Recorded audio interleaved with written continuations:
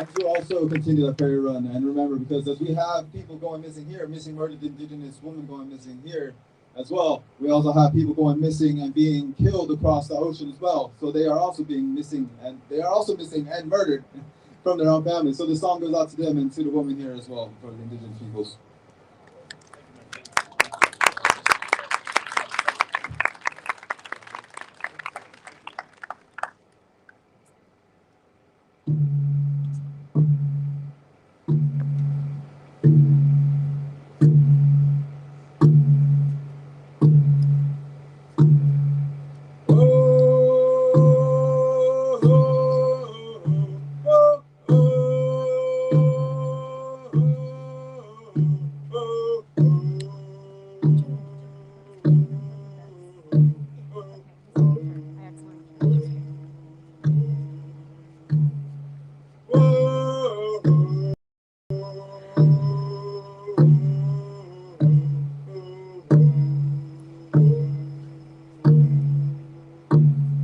Every day and every night I pray for you. I love and miss you, sister. Come home, Creator, Creator, please bring her home.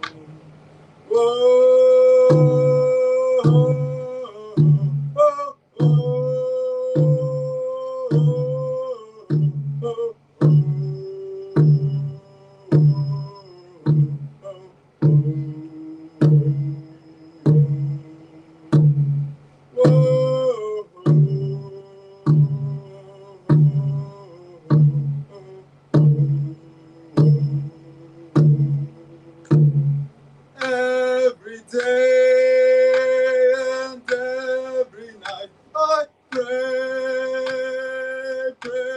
for you. I love and miss you, sister. Come home, Creator, Creator, please bring her home. I pray with you all. I pray we all pray together for all of our missing murdered and all those people that have been killed by injustice to be able to come home one day. And I just want to say thank you all for sharing in that prayer. And I'm just going to sing one more song. And this song is just for the water because we have Palestinians out there going without water, just like we have natives here on this land going without water as well. So this song came out of a struggle known as Standing Rock back in 2016 when so many indigenous nations from across the world came together to stand and pray for the water that was being destroyed in a state called North Dakota, a state where so many tribes came together to stand against the complicity, against the destruction of indigenous people's land, against our liberation and our rights to autonomy. And that echoes across to our Palestinian brothers and sisters. So this song goes up to them and goes back to our water protectors as well.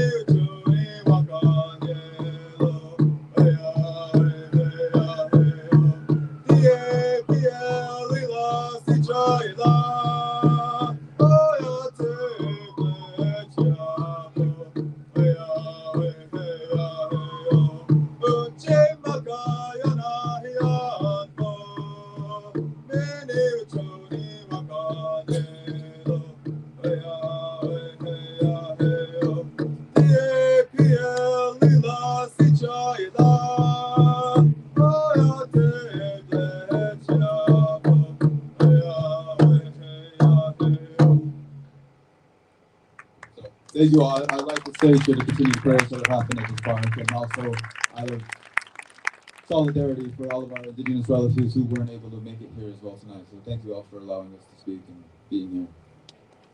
Thank you so much. Thank you, Arrow. Let's chant this. Your struggle is our struggle. Thank you, Arrow. Repeat after me. Your struggle is our struggle. Your struggle is our struggle. Thank you so much, brother. So a few people asked me today, what's your name to me? So now I can introduce myself. My name is Resistance is Beautiful. That's the only name that I'm going to go by from now on. Resistance is beautiful. And there's a quote that I would like each of you to remember and memorize.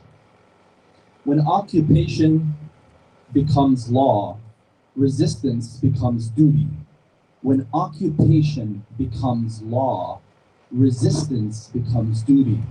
You'll notice they always ask you, what do you think about resistance? They always ask that question, and that's the answer that you give. When occupation becomes law, resistance becomes duty.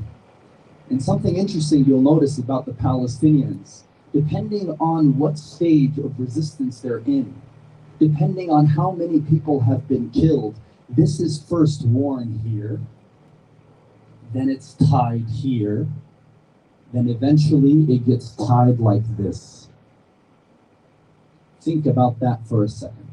This is first worn here, then it gets tied here, and then it gets wrapped like that. When occupation is law, resistance is duty. So, repeat after me. Resistance is justified when people are occupied. Resistance is justified when people are occupied. Let me ask all of you a question. Are you ashamed of Palestinian resistance? No! Are you ashamed of Palestinian resistance? No! Are you ashamed of Palestinian resistance? No! Do you fear the American medical community? No! Do you fear the American Medical Association? No! Do you fear Banner Health? No! Do you fear Honor Health? No! Do you fear Dignity Health? No! Like I said earlier, fear no one but Allah. Fear no one but God. He is your king, he is your creator. And what's interesting, across all religions, they always say you will find God with the oppressed and you will find God with the poor.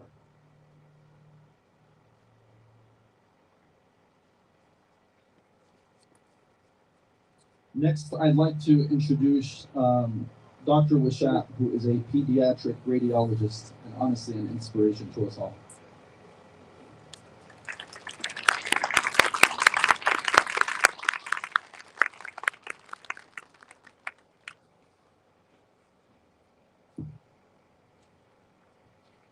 Ladies and gentlemen, today I address you with a heavy heart, and I stand before you not only as a physician and a compassionate human being, but also as a deeply affected and directly impacted Palestinian American mother with my entire family in Gaza.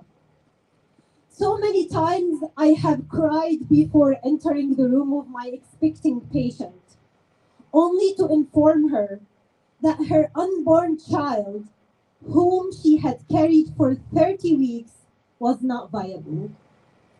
I have choked on my own saliva while performing a fluoroscopic study on a child who couldn't swallow their own due to sudden brain damage.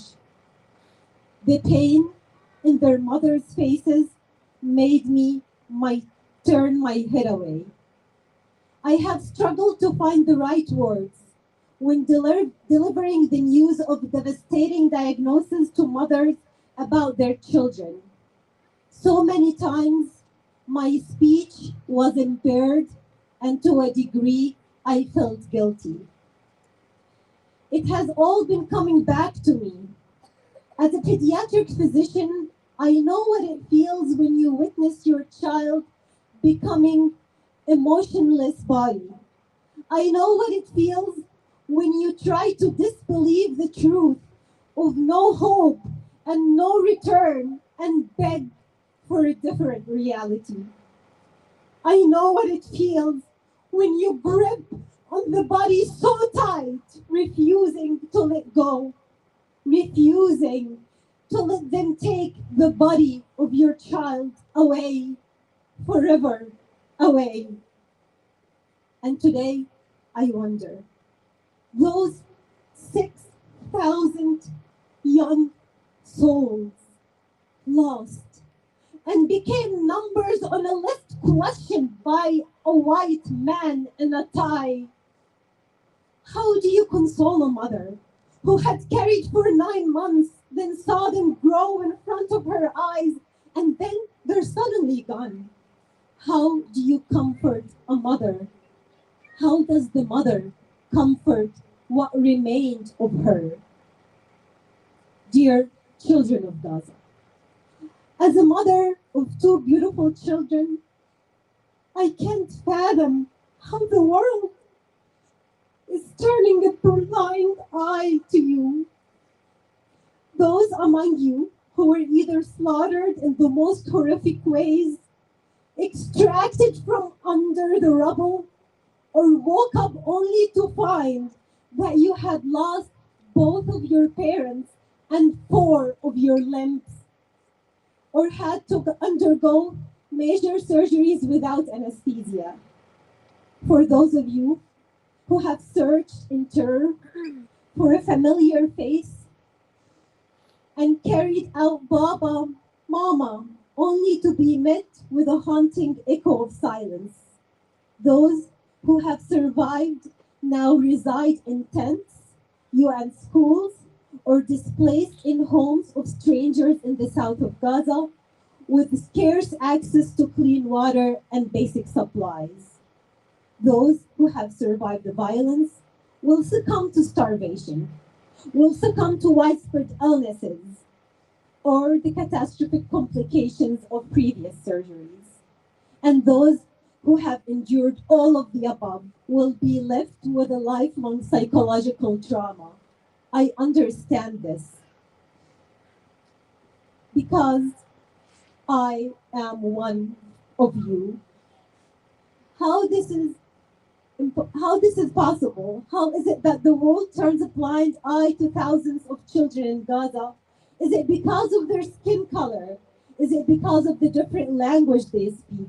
Or perhaps not all lives matter? So, dear world, I implore you to listen to truly see the unimaginable horrors that the children of Gaza face every single day. Listen to the hoarse voices of their weeping mothers. My heart breaks at the thought of the unspeakable suffering they had to endure. Yet, the world continues to turn a blind eye, shrouded in a veil of silence. When we raised our voices during the press conference on October 21st, where were the local media representatives who should have shed the light on the ongoing genocide? Why does the media, both traditional and social, censor any discourse concerning Palestinian children, concerning Palestine, suppressing the voices that need to be heard? The fact that individuals are denied the opportunity to freely express their thoughts, or worse, are interrupted or completely canceled, like the recent cancellation of Hassan Mahdi by MSNBC, is an insult to the principles of free speech and betrayal of journalistic integrity. Healthcare workers who dare to speak due to the Palestinian genocide or try to advocate for justice are targeted and silenced and canceled within 24 hours. What a shame.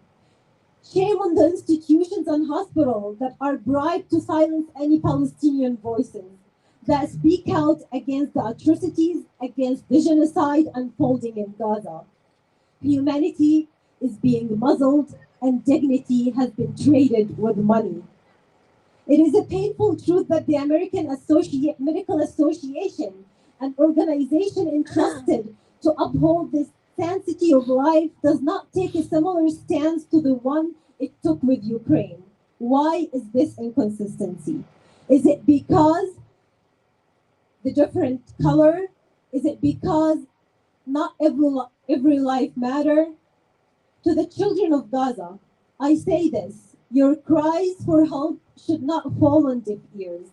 The world may attempt to rationalize the apathy, but we need to continue speaking up. We must challenge this indifference. We must continue to express our disapproval of violence inflicted upon you, the displacement you endured, the fracturing of your families, and the theft of your childhood and dreams. We have to break the chains of silence, to break the chains of censorship, and bring justice to those who have been silenced for far too so long. We must continue to be your voice because we know that you have no urge to speak anymore. We must continue to demand for a ceasefire and a ceasefire now. And I'm ending my speech by what James Elder, UNICEF spokesperson, said. The ceasefire is over. We can already hear the bombing, and I am at a hospital. We cannot see more children with the wounds of war, with the burns, with the shrapnel littering their body, with the broken bones. Inaction by those with influence is allowing the killing of children. This is a war in children. Thank you. Thank you so much. Next, I'd like to introduce Dr. Joffrey, family medicine physician, who is also an incredible inspiration to us all, mashallah.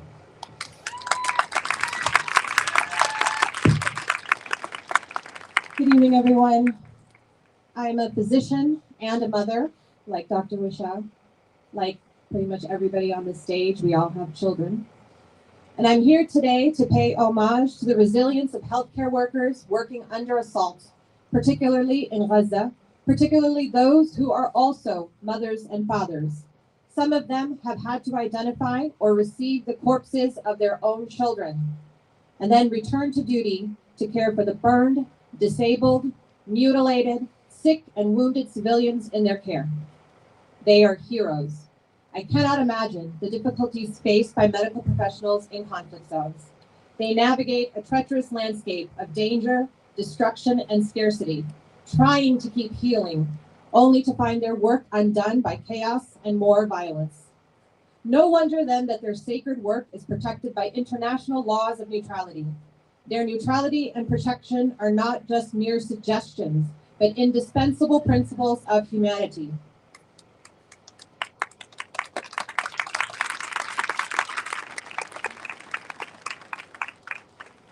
Healthcare workers, the places they work, and people they treat are internationally, unequivocally, humanely off limits, especially when farcical evidence of their complicity in military operations is disproven time and again.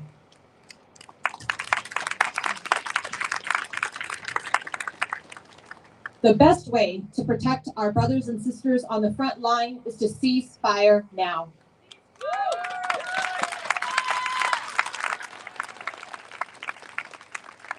That is the only way to guarantee the sanctity of life. Humanitarian and pause used in the same sentence only make sense to people who are not doctors, who are not nurses, not therapists, pharmacists, or caregivers.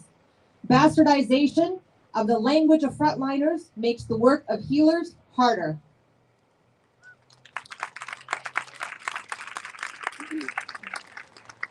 I have treated people handcuffed to a hospital bed, child molesters, racists, and rapists.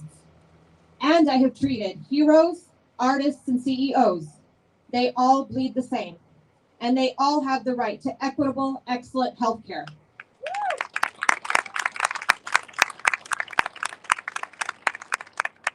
A physician's primary responsibility is saving patients' lives, regardless of the source of their illness, injury, identity, or history. However, it is the world's responsibility to prevent the willful creation of patients unnaturally through any form of neglect and through all forms of violence, including genocide. Violence makes the work of healers harder.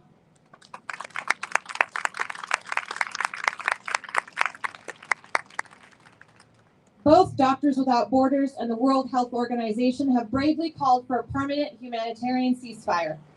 MSF International President Dr. Christos Christos said a population in its entirety has been besieged and deprived of the basic means to survive, including access to life-saving medical care. Humanitarian pauses, extended though they may be, are not enough.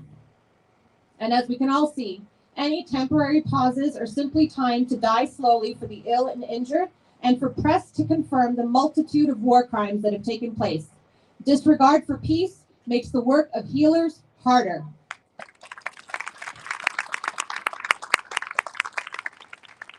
As Dr. Ghassan Abu Sittah has stated time and again, for those physicians planning to come help in Gaza, bring everything, everything. As a volunteer physician in the past on medical missions to refugee camps, I was asked to bring any medical supplies I had or could collect, medications, and to fundraise for bigger supply purchases on the ground. They needed everything, everything. We were instructed not to let any patient leave without something, be it a Band-Aid or a vitamin. They had lost so much already. We raised thousands of dollars and still ran out of supplies, medication, and lab testing material. Willful blockade and scarcity makes the work of healers harder.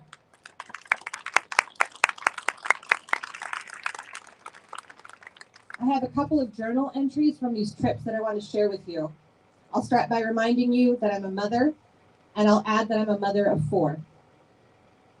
2016, my kids were 7, 6, 5, and 15 months old. The last 3 days of our clinic were operated out of a center in one of the poorest neighborhoods of Jordan. It had been a Palestinian refugee camp in 1967, but these people replaced their tents with homes over the years and established the neighborhood. All people struggled to live here. This is where we met Abdul Malik again. He was a child we saw in the former clinic, 2.5 years old, severely dehydrated, developmentally delayed with multiple deformities of his limbs, unable to walk or talk. His parents said he got dehydrated a lot and they couldn't afford to take him to the hospital again. Our resourceful doctors figured out how to get fluids in him earlier in the week and sent a bus to pick him up for follow-up. It was on this follow-up day that his parents brought paperwork describing his diagnosis of a rare genetic disease, explaining his delays. He needed a special formula they couldn't afford, and because he kept getting the wrong one, he was repeatedly dehydrated to the brink of death. At follow-up, he looked a lot better, but his prognosis was poor. The pharmacist told us it would be impossible for his parents to ever afford the formula. He spent the next day searching 3 pharmacies and Queen Rania Children's Hospital looking for it. We couldn't find it. We looked it up online, and it would cost $73 a can to feed Abdul Malik for 4 days. We were disheartened because the food that a child needed to survive was not just unaffordable, it was inaccessible.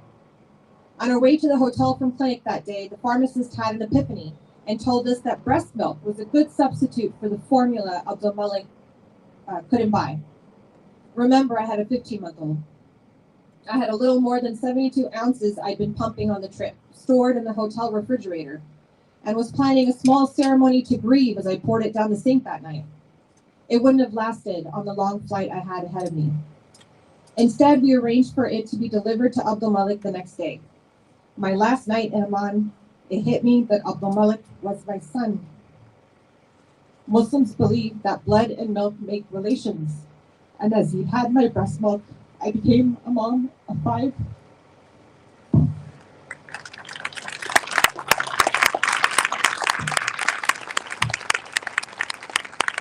In 2017, 646 patients seen by 11 doctors in 5 hours. I worked triage for the first time, and my plastic patio chair and table almost flipped over from the crowds in a small dusty tent outside the clinic. There was no waiting in this waiting area. Every patient pushed every other and held out her ticket to be seen first. The full-term mom with swollen hands and feet and blurry vision had to be seen now. I wrote emergency in big English letters, praying my nurses who could read it upstairs would see it first. The 14-year-old boy with paperwork from UNHCR indicating a heart condition and a medication list a mile long. Send him up now. A middle-aged man hobbling on 2 legs, leaning unnaturally against my flimsy workspace, telling me he can't walk and was refused surgery. He had no red flags, so he could not go up. A woman told me her glands were growing and she needed help pointing to her left breast. My teammates confirmed later that she had been told to have a biopsy she couldn't afford 4 months before. I lost my cool. I asked and then yelled for these hot, waiting patients to wait, wait, wait. This clinic was in the middle of a refugee camp created in 1967 for refugees from Palestine. They saw what happened to Palestinian refugees who waited. No passport, no higher education, no jobs, no health care. Just new generations born into the same old camp. An 8-year-old sold ice cream to the children, running around with flip-flops too small for their feet. I asked him if he went to school. No, he sold ice creams at $1 Jordanian each to help his family. If I were these people, I would be afraid to wait too. My translator noted the 6-year-old with the plastic leg. His grandmother told us there was a bombing in their village that killed her son, his father, and took the boy's leg. Then his mother remarried and moved away. This Bedouin grandmother, claiming to be 60 years old and looking no less than 80, was now raising M, a boy who spoke a few words and bulldozed my translator into a wall. She thought he was playing with her, but I knew he wasn't. He grunted angrily while Grandma gently swatted his head. PTSD looks like many things, but it's always the same. We had to shut down the afternoon clinic because we no longer had medications to give or supplies to test blood. A dozen or so people with raised eyebrows had to be turned away. This week, 11 of us saw 2,898 patients. Those who do this work in air-conditioned clinics with medical assistants know how tough this is. But I attest today that it's not enough. There's way more work to do. While we find a way to sleep in our homes stateside without nightmares of baby mouths raw from vitamin deficiency, proud men in clean slacks and holes in their dusty shoes, women in stylish jilbabs over frayed clothing, all afraid of illness and suffering from anxieties we can never fathom, they will wait, wait, wait.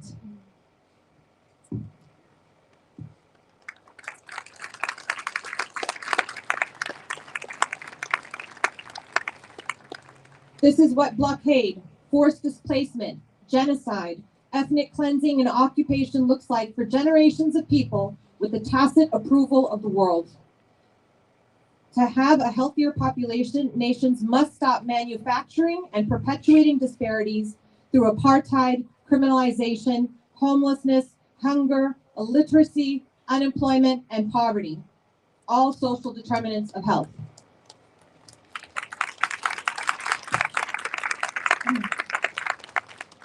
Illness, disease, and death do not happen in vacuums. Genocide makes the work of healers impossible.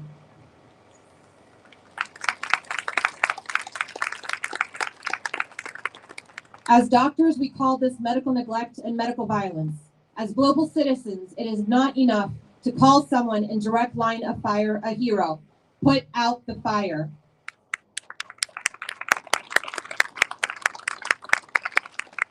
We must demand a permanent ceasefire now and for the pursuit to save our healthcare heroes. Alleviate the burdens imposed on Gaza, not just since October 7th, but on every single day before it.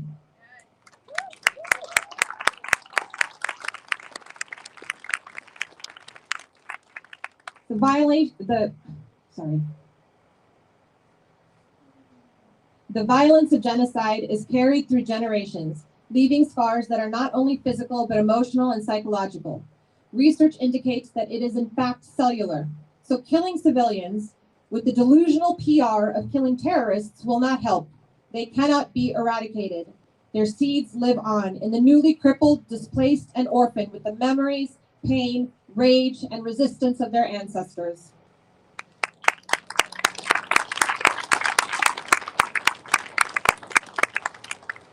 The thirst for autonomy, for freedom, for the right to live is inextinguishable, and healthcare workers will water that seed.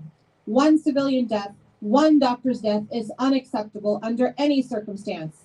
There is no threat greater than answering violence with violence.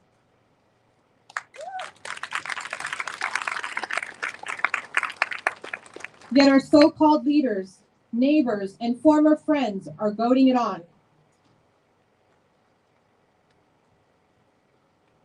They're goading it on, creating more burdens for healthcare workers and civilians on the ground. Humans on both sides of the examination table, on both sides of the wall, have been denied their humanity.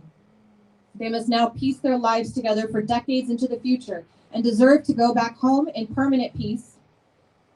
In a common Arab proverb, Pharaoh was asked, "What made you a tyrant?" He answered, "No one stopped me." Permanent red lines alone will relieve the work of healthcare heroes.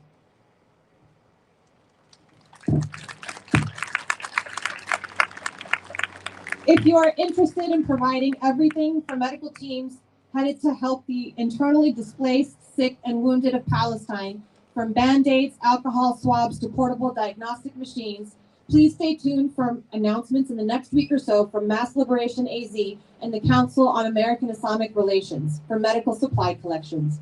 You don't have to be a doctor to do that. Share the news and help us collect direly needed medical supplies that ran out long before the so-called humanitarian pause did. Humanity does not pause.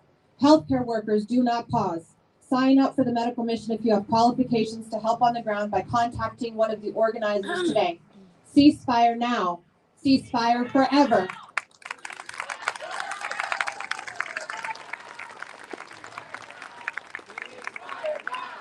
Ceasefire now! Ceasefire now! Ceasefire now! Ceasefire now! Ceasefire now! Ceasefire now! MashaAllah, Jazakallah, sister. That was a beautiful speech and reminder, incredibly inspiring. It's darker than this when they have to do surgeries in Gaza. It's darker than this when they have to do surgeries in Gaza. So I'm kind of happy that that light went out. It's a reminder to all of us. Next, we have Rami Hamade, who is a healthcare communications specialist. Come on up, Rami.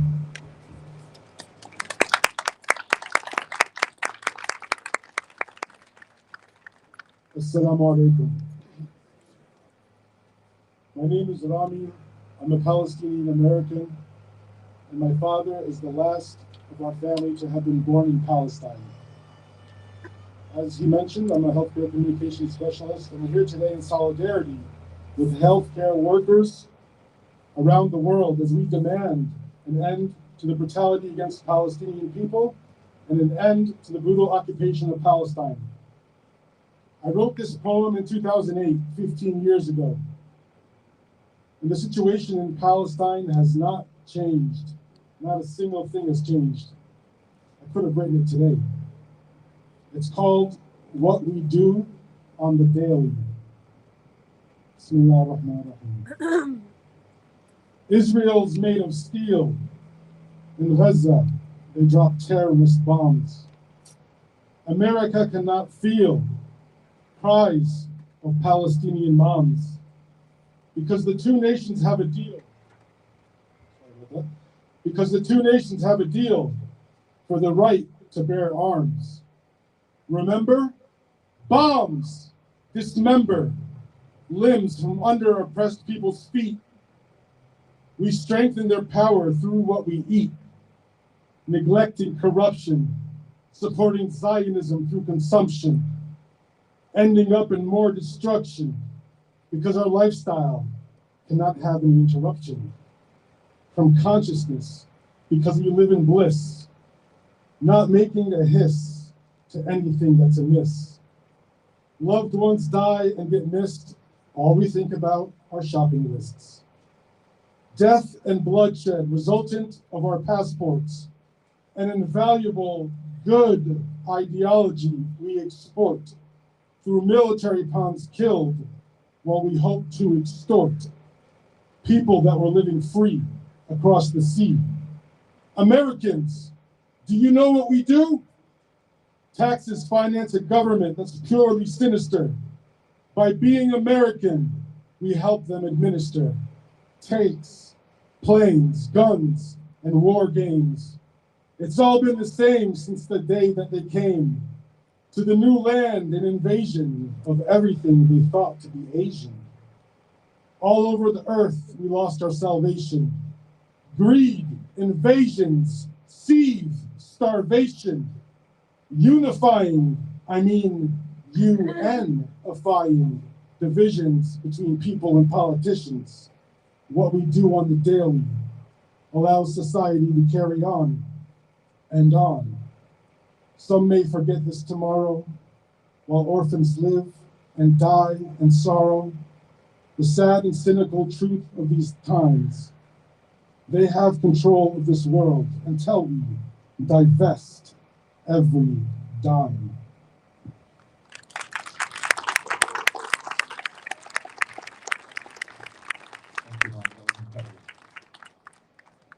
Yesterday, my sister here to the right, Awan, she said, I can't believe that it's me that's been chosen to stand up for the Palestinians. She never expected it. She never planned for it. And subhanAllah, Allah chose her. And Allah chose you to be here today, to make your voice heard. It's really, really important to hear what Rawan and Dr. Imran have to say next. But first, we have to pray. As Muslims, we pray 5 times a day. Our 4th prayer comes when the sun sets.